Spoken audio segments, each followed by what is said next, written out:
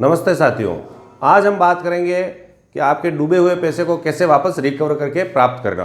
आपने किसी व्यक्ति को पैसा दिया है, चाहे आपके भाई को दिया है, मित्र को दिया है, दुकान के किसी साथी को दिया है, या गांव के किसी व्यक्ति को दिया है, या किसी भी परिचित व्यक्ति को आपने पैसा दिया है और वो व्यक्ति वापस आप जब उससे पैसा मांग रहे हो तो दे नहीं रहा है। हाँ दूंगा, कल देता हूँ, मेरे वहाँ से पैसे आने वाले हैं, 2 दिन रुको, 4 दिन रुको, ऐसा कर करके लंबा समय निकाल दिया है और वो पैसा देना नहीं चाहता है। अब आपके सामने ऐसी स्थिति आ गई है कि आप उससे पैसा मांग मांग कर घबरा गए हो और आपको लगता है कि यार मैंने उसकी हेल्प करके बड़ी भारी गलती कर दी है। यानी उस जिस व्यक्ति को आपने पैसे दिए, जिसकी हेल्प की, वो परिस्थिति जब वो आपसे पैसा लेने में आया था तब कैसा छोटा छोटा हो रहा था आपके सामने, और जब आप वापस पैसे मांग रहे हो तब आपको तारीख पे तारीख दे रहा है। तो इस प्रकार के व्यक्ति से आप किस प्रकार पैसा वसूल करो, ये मैं इस वीडियो में बताऊंगा। और इस वीडियो में जो मैं आपको तरीके बताऊंगा उससे आपका पैसा बहुत ही कम समय में और 100% आपका पैसा आपको प्राप्त हो जाएगा। देखो, 2 प्रकार से अपन किसी व्यक्ति को पैसा देते हैं। एक तो किसी व्यक्ति को पैसा देते हैं तो उसकी लिखा पढ़ी करते हैं, ठीक है। लिखा पढ़ी में अपन क्या कर लेंगे, या तो उसका नामा लिखेंगे या किसी डायरी में लिखेंगे जिससे उसके हस्ताक्षर कराएंगे।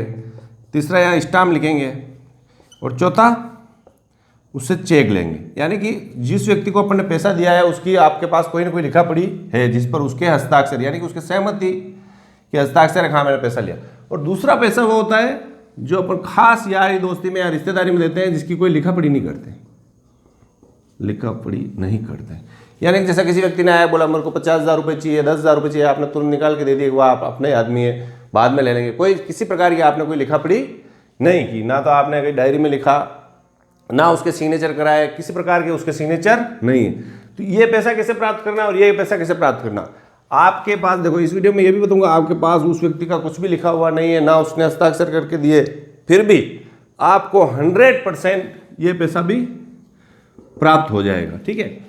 और ये पैसा भी आपको, इसकी लिखा पढ़ी आपके पास, ये भी 100% पैसा प्राप्त हो जाएगा। साथ में अपने इस वीडियो में बात करेंगे कि जो आपका पैसा है वो आपको किस प्रकार से 2 से 3 माह में ही मिल जाए, ठीक है। यानी कि लंबा मामला नहीं चले और जल्दी से जल्दी पैसा आपको प्राप्त हो जाए। तो इस वीडियो को स्किप ना करके पूरा देखें। सबसे पहले अपन बात करते हैं, लिखा पढ़ी आपने किसी व्यक्ति से करा रखी है। देखो, लिखा पढ़ी भले आपने नामा लिखा हुआ है, डायरी में लिख के हस्ताक्षर कराया हो, स्टाम्प पे लिखवाया हो, चेक लिया हो उससे, ये आपके पास कुछ भी एक सबूत हो गया। दूसरा सबूत आपको क्या करना है, उसको फ़ोन पे बात करनी है, ठीक है। जिस व्यक्ति से आपने पैसा लिया उसको फ़ोन पे मांगिए कि भाई हेलो रामलाल जी, आप कहाँ हैं, कैसे हैं, मैंने आपको 50,000 रुपये दिए थे, वो आप कब लौटा रहे हो। तो कुछ ना कुछ बोलेगा, मैं 10 दिन में लौटा रहा हूँ, महीने में लौटा रहा हूँ, कुछ ना कुछ बोलेगा। वो आपको रिकॉर्डिंग करनी है, तो ठीक है। सबूत इकट्ठे करें, हालांकि आपके पास ये सबूत है, फिर भी रिकॉर्डिंग करके आप एक सबूत कीजिए। दूसरा, उसको मैसेज कीजिए, व्हाट्सअप मैसेज करिए कि भाई आपके जो पैसे हैं इतने दिन हो गए, वो इतने रुपए मैंने दिए थे, उसमें स्पष्ट करने लिखिए कि इतने तारीख को दिए थे, इतने रुपए दिए थे, आप वो कब लौटा रहे हो। तो उसका भी कोई ना कोई रिप्लाई आएगा कि मैं 10 दिन में दे रहा हूँ, 15 दिन में दे रहा हूँ, 20 दिन में दे रहा हूँ। तो ये आपके पास एक सबूत, ये दूसरा और तीसरा सबूत भी आपके पास ये हो गया। फिर आपको क्या करना है, अब आपको लगता है देखो कि बहुत हो चुका है, गले से ऊपर पानी आ गया, या तो आप पैसा छोड़ना है या फिर वो पैसा लेना है। तो पैसा लेना है तो फिर आपको क्या करना है, उसको एक लीगल नोटिस देना, ठीक है। लीगल नोटिस का क्या मतलब हो गया, किसी भी अधिवक्ता के थ्रू आपको उसको नोटिस दिलवाना है। नोटिस में आपको साफ साफ लिखना है कि भाई मैंने आपको इतनी तारीख को पैसा दिया था, ये लिखा पढ़ी वाले बता रहा हूँ, जिसमें आपने डायरी में नामा भी लिखा था, या परमेश्वर बुक में नामा लिखा था, या स्टाम्प पेपर लिख कर दिया था, या चेक दिए थे, इतने नंबर के चेक दिए, अगर चेक पे तारीख डाल रखी है तो चेक बाउंस हो गया, जो भी है स्पष्टीकरण वो आप लिख कर देवें। और साथ में लिखे कि 15 दिन के अंदर अंदर वो पैसा आप मुझे लौटा दें। तो लीगल नोटिस किसी भी व्यक्ति के पास जाएगा, उसके परिवार के पास पहुंचेगा, तो उसके एक मानसिक टेंशन हो जाएगी, अरे यार नोटिस आ गया, आप कानूनी कार्रवाई करेंगे। साथ में ये भी लिखिए, कानूनी कार्रवाई जो भी करूँगा उसका खर्चा भी आपको देना है। तो मेरा ये अनुभव है, 50% लोग लीगल नोटिस जाते ही पैसा दे देते हैं कि चलो कौन झंझट में पड़े, यहाँ वो आपके पास आ जाएगा, कुछ पैसा दे देगा, कुछ पैसा के लिए बोलेगा मैं थोड़े दिन में दे रहा हूँ, और इस प्रकार से आपका पैसा लीगल नोटिस से भी आ जाता है। मान लो कुछ डीठ आदमी होते हैं जो लीगल नोटिस से भी पैसा नहीं देते, उनका कोई असर नहीं होता, जो हैबिचुअल होते हैं, बस उनका काम है लोगों का पैसा खाना।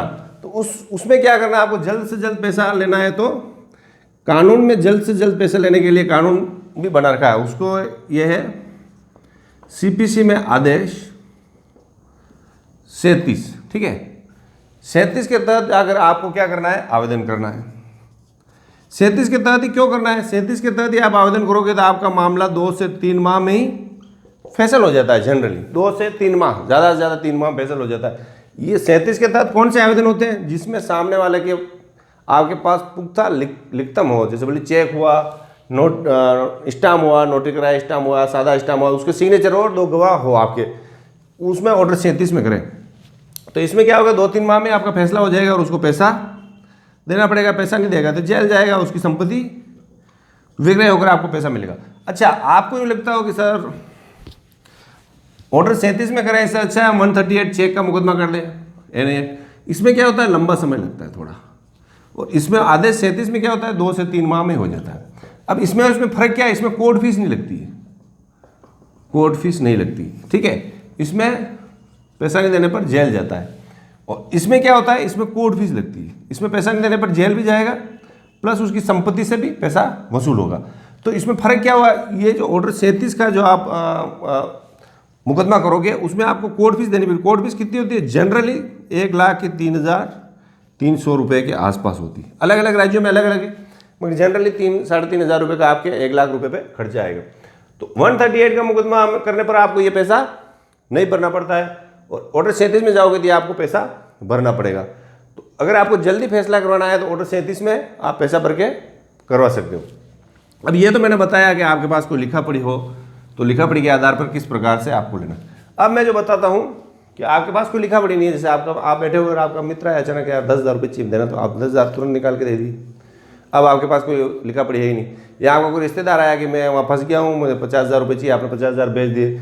अब वापस वो पैसा दे नहीं रहा, बार बार आपके मांगने पर हाँ दे रहा हूँ, हाँ हूँ, उसको ही पता है कि इसके पास कोई लिखा पढ़ी नहीं, ज़्यादा दम तो लगा पाएगा नहीं, और वो क्या करता है, बात को टालता रहता है, और लंबे समय तक आपको घुटन होती है, फिर पैसा देके घुटन, है ना। तो उस घुटन से निकलने के आपको क्या करना है, आपको पहले सबसे पहले क्या करना है, सबूत इकट्ठे करने, ठीक है ना।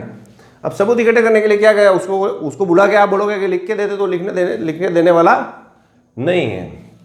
तो पहला काम तो क्या करना, वही जो मैंने बताया था, फ़ोन पर बात कि भाई मैंने आपको पैसा दिया, इतना समय हो गया, इतना रुपया दिया, आप वापस कब लौटा रहे हो। वो कुछ ना कुछ तो बोलेगा, हाँ मैं इतनी तारीख लौटा रहा हूँ, एक सबूत आपके पास हो गया। वह उस दिन नहीं लिखवाया तो वापस 5 दिन 10 दिन बाद व्हाट्सएप मैसेज कर दो कि भाई आपने वो फ़ोन फिर उस दिन कहा था, वो पैसा इतना जो मेरा अमाउंट है इतनी तारीख को मैंने दिया, आप कब लौटा रहे हो। तो वापस बोलेगा कि मैं इतनी तारीख, कुछ ना कुछ रिप्लाई देगा। ये आपके पास 2 सबूत हो गए, ठीक है। इसके साथ आपको कुछ सबूत और करना। कुछ लोगों के जो अपने खास हो मिलने वाले, उनके सामने उससे पैसे मांगना, सब कब पैसे दे रहे हो, तो वो व्यक्ति बोलेगा हाँ मैं इतने दिन दे रहा हूँ, तो वो 2 गवाह हो जाएंगे, ठीक है। कागजी गवाह नहीं, और मौखिक गवाह तो आपके पास हो गए, 2 सबूत आ गए। इन दोनों सबूत और इस गवाह के आधार पर आप कोर्ट में आदेश 37 में भी कर सकते हो, और सिविल नेचर का मुकदमा करके भी पैसा वसूली का लगा सकते हो। पैसा वसूली में कानून यह है कि आपकी तरफ एक प्रकार से आपके कॉन्ट्रैक्ट हुआ था कि मैं इतने दिनों में पैसा दे दूंगा, इतना ब्याज दूंगा, वो उसको डिनाई कर रहा है, उसको कॉन्ट्रैक्ट को तोड़ रहा है, तो कानून की दृष्टि में वो अपराधी है या वो दोषी है। तो इस प्रकार आप आपका पैसा प्राप्त कर सकते हो। तो मैं एडवोकेट मुकेश कुमार गोपाल, उदयपुर राजस्थान से। हाँ अच्छा, ये बताओ, आपकी कोई समस्या हो, पैसे फंस जाए, तो मेरे इस नंबर पर प्रत्येक संडे को शाम को 7 से 8 बजे आप कॉल कर सकते हैं। निःशुल्क है, शुल्क यह है किसी गरीब व्यक्ति की सेवा करें। दूसरा है कि आपको कोई अर्जेंट कॉल है तो इस नंबर पर आप व्हाट्सएप कर सकते हैं। 500 रुपये किसी भी गौशाला जो आपके पास लगती हो ना, पास में कोई गौशाला, उस पर रसीद कटाकर मेरे इस नंबर पर व्हाट्सएप कर दें तो मैं आपको फोन करूंगा। तो मैं एडवोकेट मुकेश कुमार गोपाल, उदयपुर राजस्थान से। वीडियो पसंद आया तो लाइक करें। Thank you.